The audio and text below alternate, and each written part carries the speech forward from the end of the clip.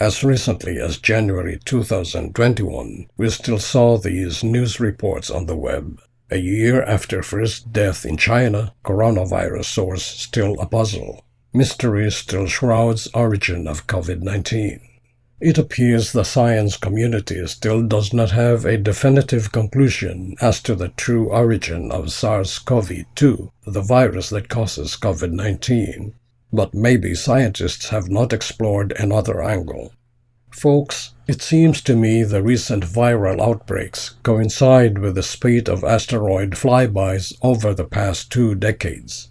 As you know, apart from the major outbreaks, the first SARS in 2002 and the MERS in 2012, the world also suffered from Ebola, Nipah, West Nile, Zika, avian flu, African swine fever, and so on, all during the past 2 decades. Dissimilar as they are, possibly the virus strains that brought them about may have originated from asteroids, which are said to have dissimilar compositions. In turn, different species on Earth probably have different susceptibilities to any toxicity in the material coming from those asteroids.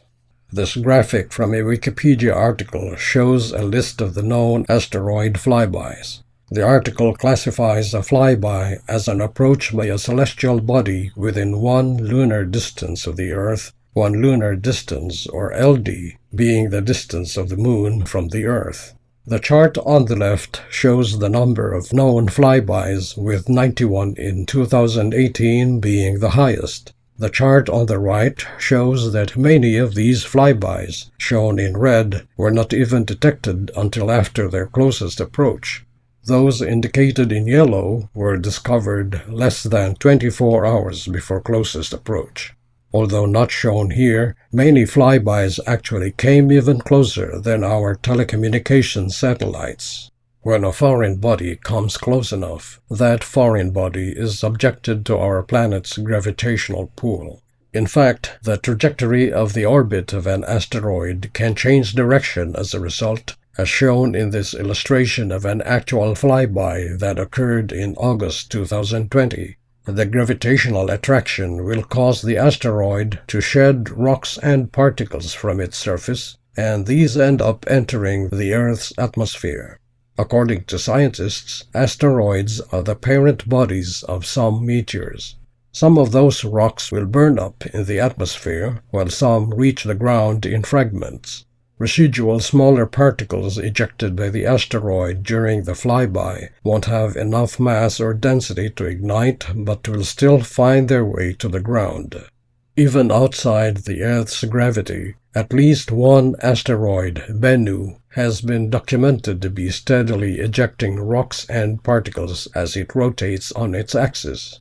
Bennu was visited and examined by NASA's spacecraft OSIRIS-REx in December 2018 after a 2-year journey. This is an animated illustration of the actual shedding, observed and recorded by the OSIRIS-REx project team. The spacecraft OSIRIS-REx has collected soil and subsurface samples, which are now on the way to Earth as of this recording.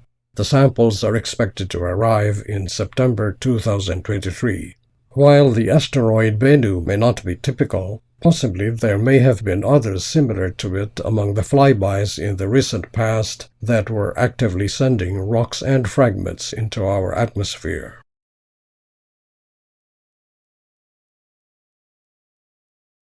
Prior to NASA's OSIRIS-REx project, the Japan Aerospace Exploration Agency, or JAXA, already had successfully conducted its own mission to collect material from an asteroid called Ryugu.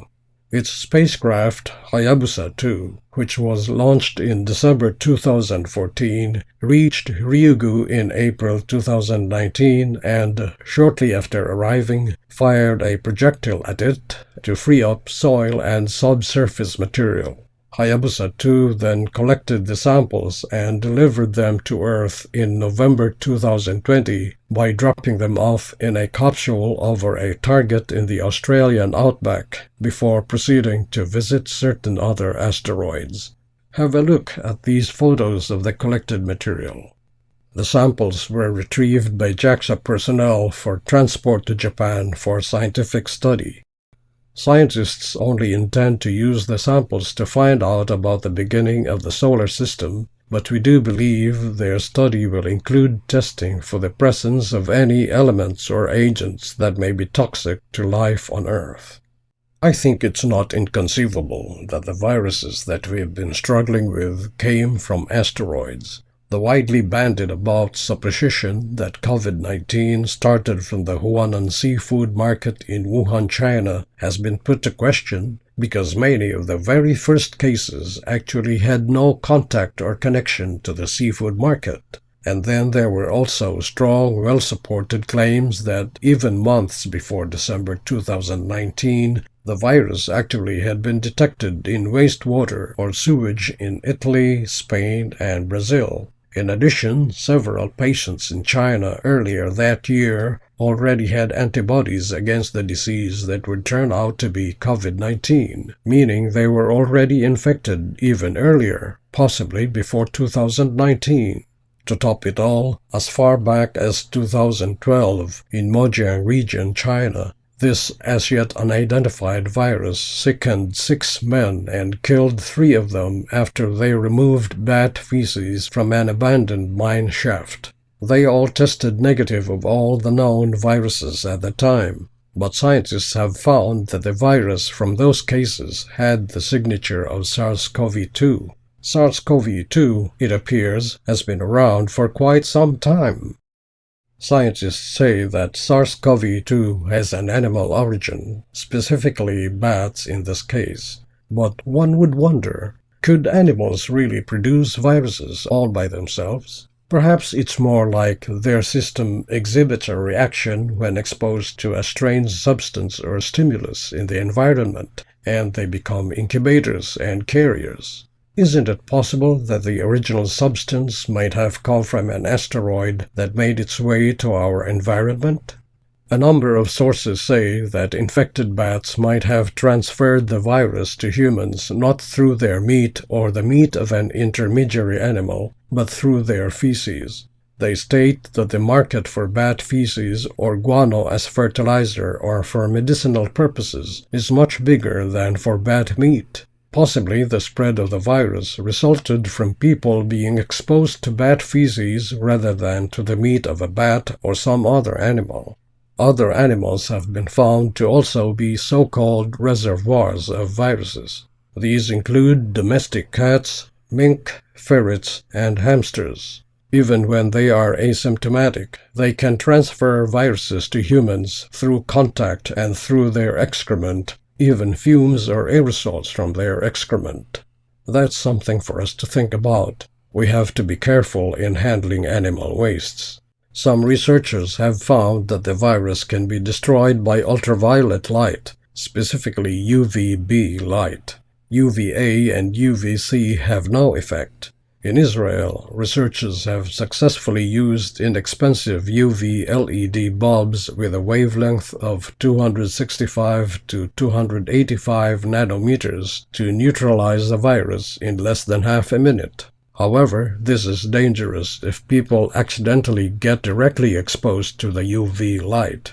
Now, if indeed the virus came to our environment from outside the Earth, you may ask, why was the virus not destroyed by the UV radiation in sunlight before reaching our atmosphere? It may be because UVB is normally blocked or absorbed by the ozone layer and in this instance did not affect the virus in particles that got past the ozone. So, folks, what this all suggests is that the bats may have gotten the infection from stuff that came from asteroids.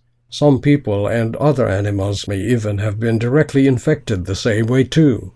Perhaps the proper thing to do is for nations with a space program to cooperate with one another to quickly develop and deploy suitable technology to deflect identified high collision risk near-Earth objects to prevent them from coming near our planet. We have seen 2 actual unmanned missions that successfully demonstrated how to get to specific asteroids. The next step is finding out how and in which direction to nudge an asteroid so that its trajectory would not be a danger to us.